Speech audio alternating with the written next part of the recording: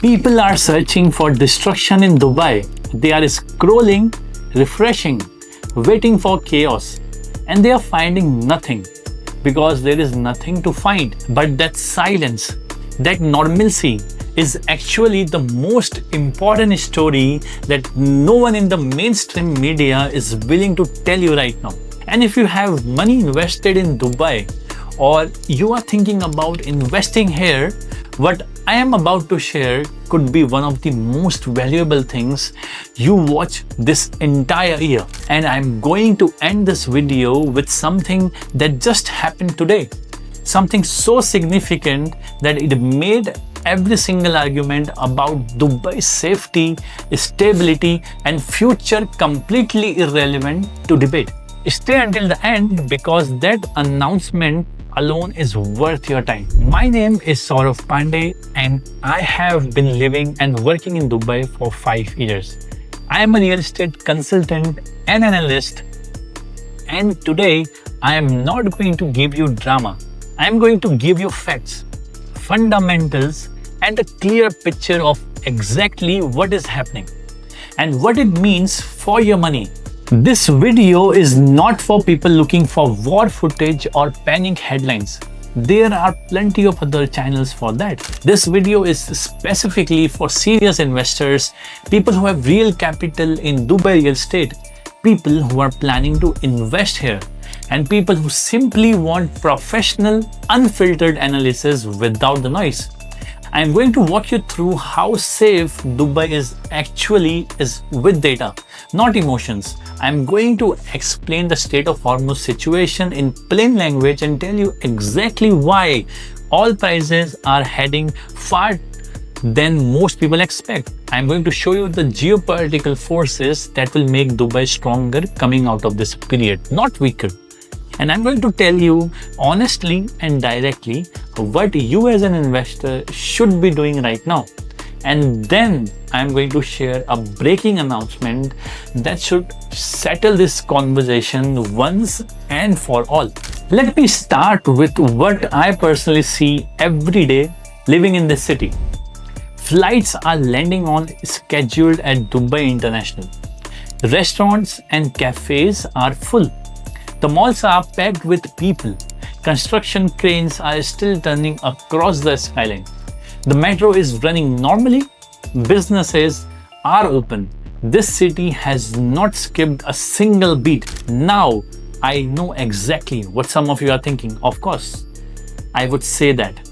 I am based here. Fair enough. So let me give you something more concrete than my personal observation. Ask yourself a simple but powerful question. International media has the resources and the access to send journalists into active conflict zones, into parts of Iran, into restricted areas of Israel, into Bahrain, Qatar, and Lebanon. These are genuinely dangerous places. So if something terrible was actually happening in Dubai, why has no major network sent a ground reporter here to show it to you? Why is there no footage of chaos on Sheikh Zayed Road? Why no scenes of disruption from downtown Dubai or the Dubai Marina? The answer is straightforward. Calm, normal life does not sell advertising. A small fire outside a hotel, filmed from a dozen different angles, gets more primetime coverage than a death of a supreme leader or the fall of a country's entire top leadership. When there is no real chaos to show, even the smallest spark has to work very hard to become a headline. I'm not here to rate journalist standards, but I am here to show you the difference between narrative and reality. Because for investors, the difference can cost or make millions. Now, here is something that those who choose facts over fear actually saw with their own eyes. His Highness Sheikh Mohammed bin Zayed Al Nahyan, President of the United Arab Emirates, was seen walking through Dubai Mall. Not in a secure location, not behind closed doors. He was sipping coffee, speaking with visitors, and interacting with families and children in the busiest public space in the country. Alongside him was His Highness Sheikh Hamdan bin Mohammed bin Rashid Al Maktoum, the Crown Prince of Dubai, Deputy Prime Minister and Minister of Defense.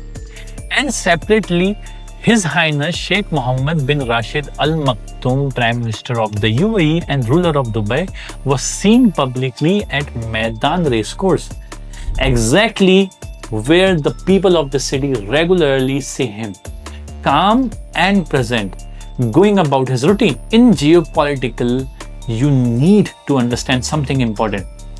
Public appearances by national leaders during periods of regional tensions are never accidental.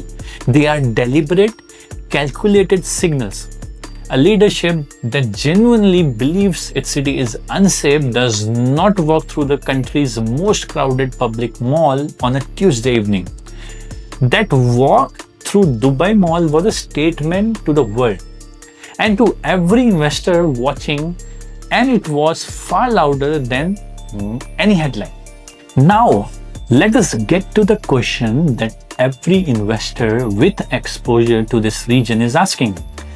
What happens if the Strait of Hormuz stays closed? And more importantly, will it stay closed? To answer that properly, let me first explain exactly what this waterway means to the world. Approximately 20 million barrels of oil pass through this single corridor every single day. That represents roughly 20% of the entire world's total oil supply. At $90 per barrel, that is 1.8 billion US dollar worth of oil moving through one narrow stretch of water every 24 hours. But oil is only part of the story. A significant portion of the world's liquefied natural gas, particularly exports from Qatar, also flows through the same corridor. This is not just a regional shipping lane, this is a global economic artery. Now let me show you exactly who gets hurt when this artery is blocked, because understanding this is the key to understanding why the disruption will be shock. Europe has already dramatically reduced its energy dependency on Russia following the war in Ukraine. Today, Europe relies heavily on Gulf oil and LNG coming through this exact route. A prolonged Hormuz disruption means energy prices spike across European economies that are already under significant pressure. The ripple effect across European households and industries would be severe and fast. China is the world's largest oil importer.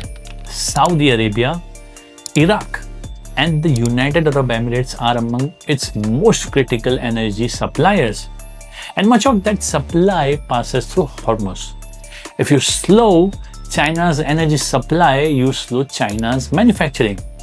And if you slow Chinese manufacturing, you disrupt the global supply chain for electronics, machinery, consumer goods, and industrial components that the entire world depends on.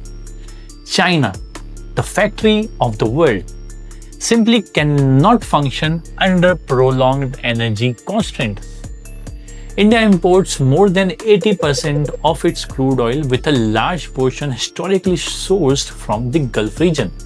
For a country with 1.4 billion people, any significant disruption to that energy supply directly affects transportation cost, inflation, and economic stability at the national scale. The human and economic consequences would be enormous and immediate. Then there is the United States. The strategic complication for Washington run deep. With Hormuz blocked, Russia continues selling discounted oil to China and India through alternative channels, generating revenue that funds its ongoing war effort, directly undermining the very sanctions the United States and its allies have imposed. That weakens America's global credibility. And with midterm election approaching, a Trump administration dealing simultaneously with tariff backlash, inflation, and a global energy crisis faces serious political consequences at home. And the Gulf itself, Saudi Arabia, Iraq, Kuwait and the UAE, their own oil cannot reach global markets. Revenue stops. Government spending comes under pressure. Economic momentum stalls. Every single major player in this equation loses. But here is the most important point of all. Iran loses more than anyone when Hormuz is closed. Their only realistic path to economic recovery runs through oil exports. A closed trade is not a weapon for Iran, it is economic self-destruction. When every major power in the world is losing simultaneously and the country that closed the door is losing the most, history tells us one thing consistently. These disruptions are always temporary, always short-lived, because no one, absolutely no one, can afford to keep it closed. Now, here is where I want to say something that may genuinely surprise you. I do not just believe oil prices will correct from current levels. I believe they are heading below $50 a barrel. And I want to explain the roadmap clarity. Russian oil has already begun flowing again through alternative routes despite sanctions. Venezuelan oil is re-entering global markets. United States domestic production remains strong and continues growing. Gulf oil will return to supply as the situation stabilizes, and very soon, based on the direction of current negotiations, you are likely to see sanctions on Iran lifted as part of a post-conflict settlement or war compensation agreement. When Iranian oil re-enters global supply at scale, the balance shifts decisively from tight supply to genuine abundance. The world is moving toward an oil oversupply situation, not shortage.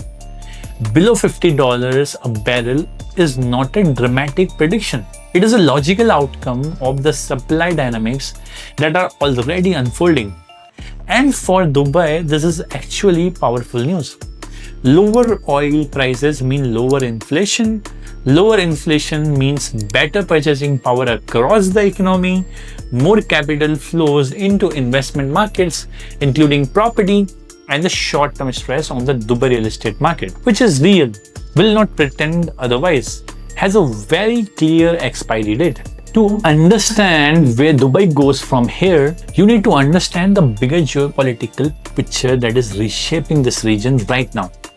For years, two forces have been the primary destabilizer of this part of the world. On one side, the United States using Israel as its primary lever of influence in the region. On the other side, Iran racing towards nuclear capability in an attempt to make itself permanently immune to external pressure. When these two ambitions collided in one of the most strategically important regions on Earth, the consequences were severe. We saw a conflict this region had not experienced before. But here is the brutal economics of modern warfare that most people overlook. In a single week of this conflict, the United States is estimated to have spent between $13 to $15 billion. Iran loses and Israel loses are beyond easy calculation. War is extraordinarily expensive. It is financially unstable for everyone involved. And that financially reality is what ultimately creates and forces stability. Not diplomacy, not goodwill, but the simple fact that no one can afford to continue. Now layer on top of this what is happening inside American domestic politics. The Supreme Court of the United States has made it clear that the president cannot impose sweeping economic sanctions or major trade restrictions without operating within the legal framework established by Congress. 15% tariffs for a maximum of 90 days, that is a legal ceiling. A tariff war that was supposed to reshape global trade in America's favor instead accelerated the migration of investors and even some of America's traditional allies away from the United States and toward more stable economies. And the city topping the chart for that economic capital right now is Dubai.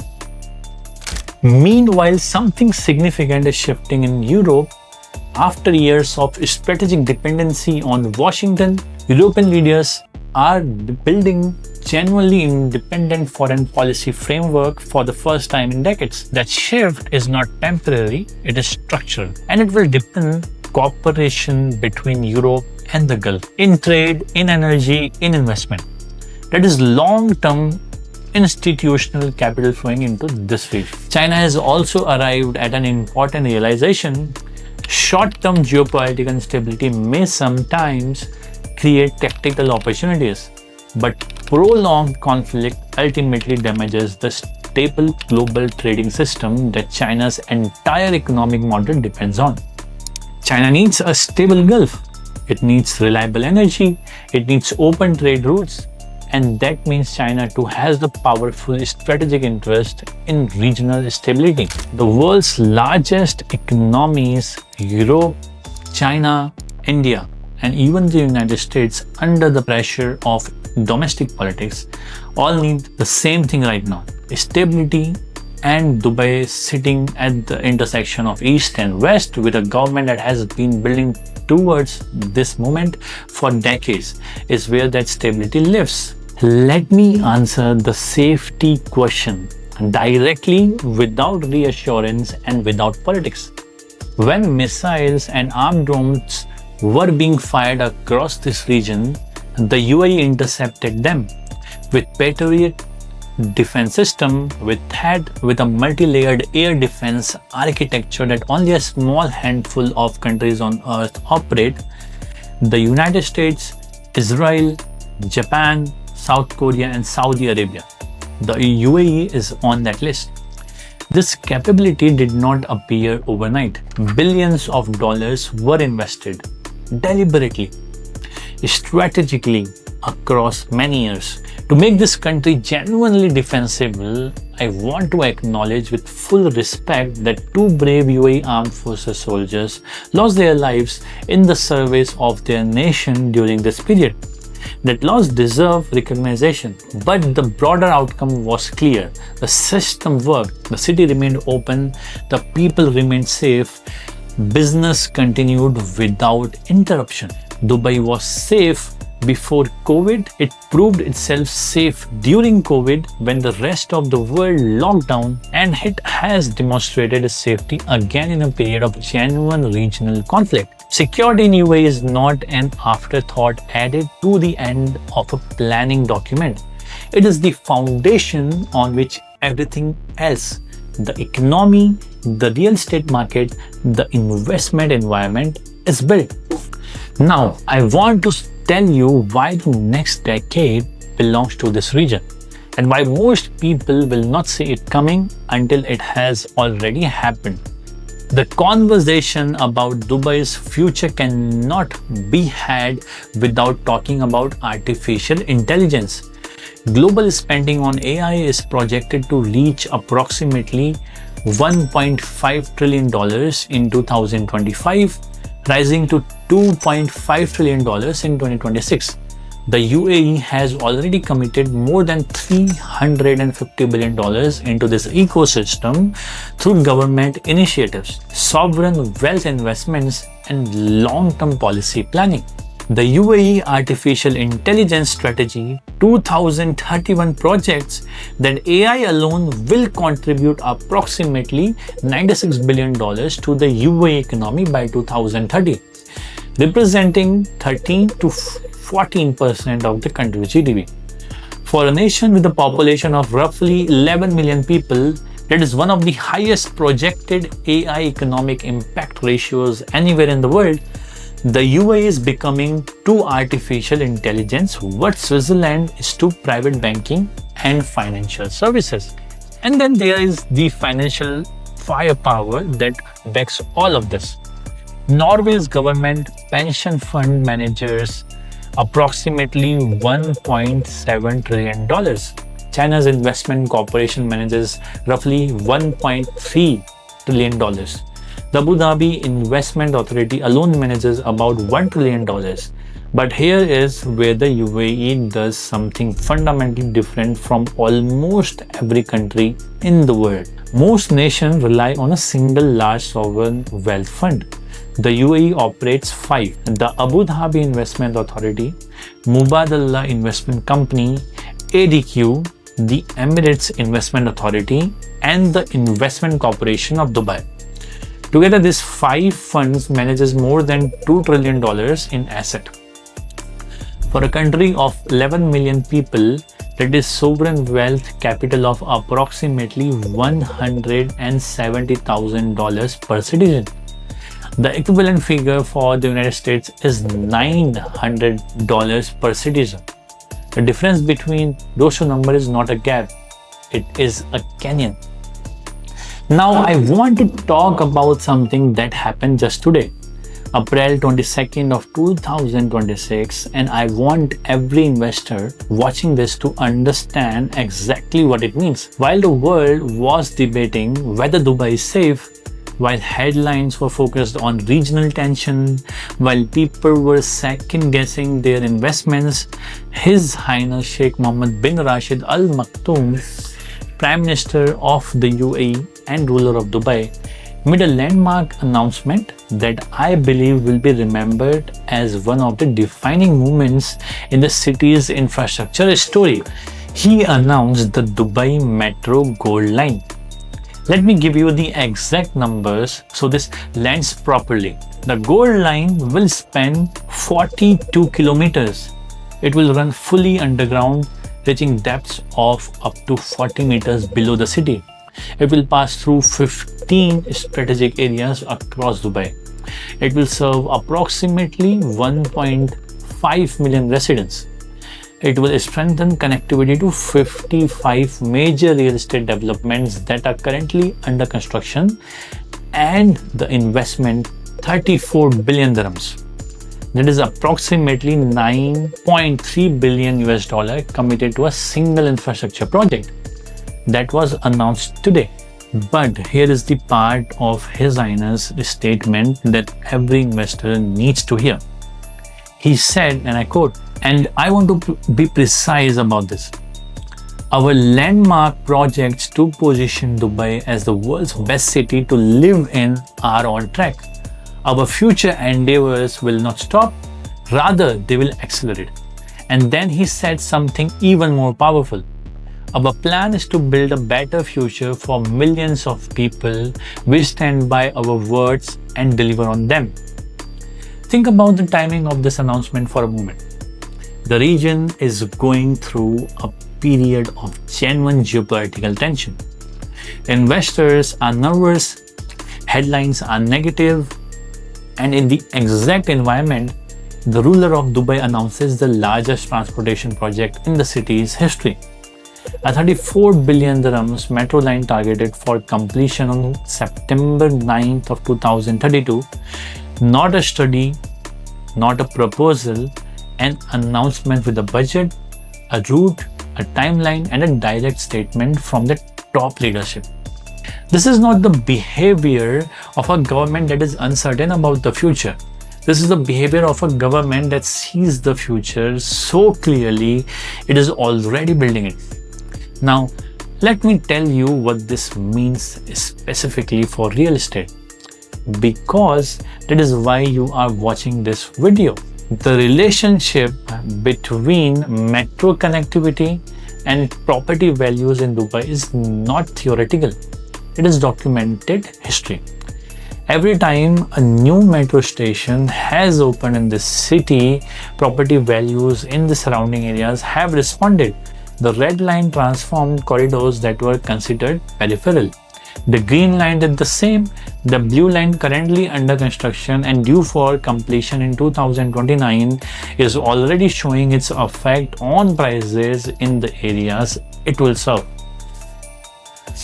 The gold line will connect 15 strategic areas, including urban zones, growing residential corridors, and major development clusters. It will link 55 real estate projects currently under construction, meaning developers building today already know this line is coming. Smart investors need to understand that the areas along the corridor are not priced today for the connectivity they will have in 2032.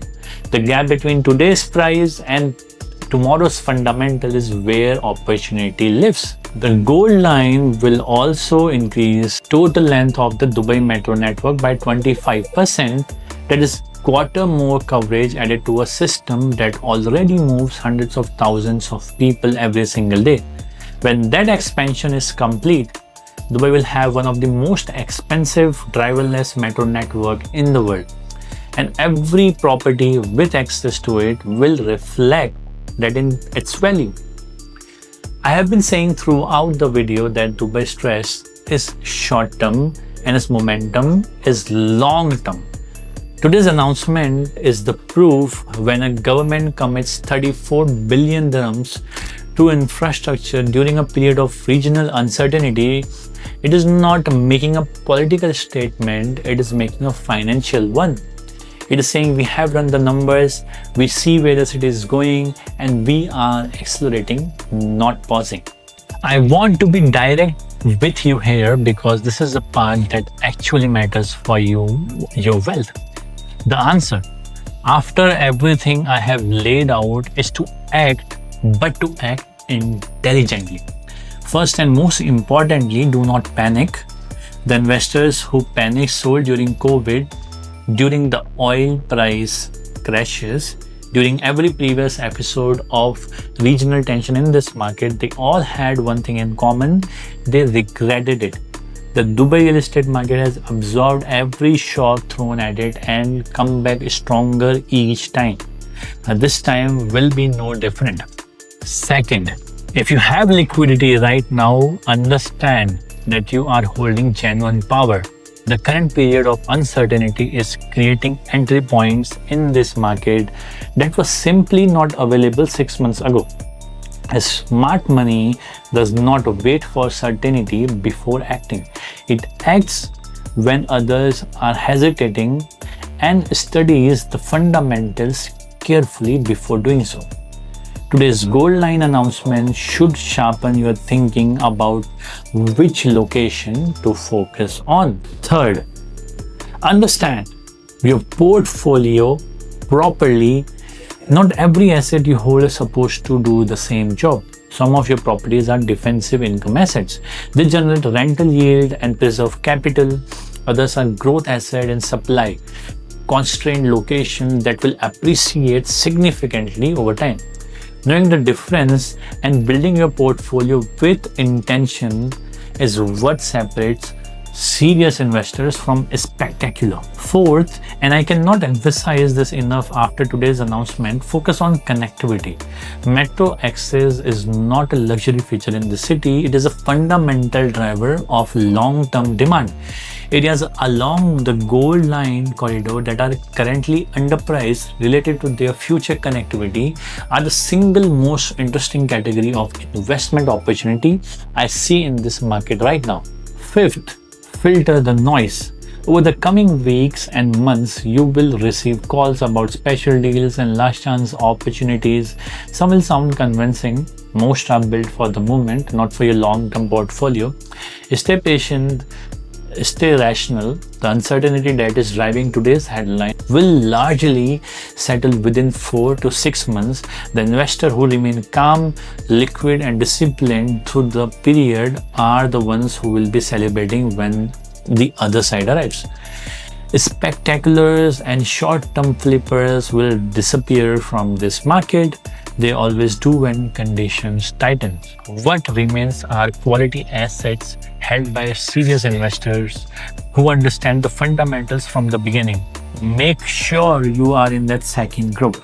Dubai has been tested before by the 2008 financial crisis, by oil price collapses, by a global pandemic that shut down every other major city on earth. Every single time this city adapted, it rebuilt, it came back stronger and more sophisticated than before. And today on April 22nd of 2026, while the world was watching headlines about regional conflict, the ruler of Dubai was announcing a 34 billion dirhams metro line and telling the world with complete confidence, our plans will not stop, they will accelerate. That is Dubai, that is the government, and that is the vision. My name is Saurav Pandey.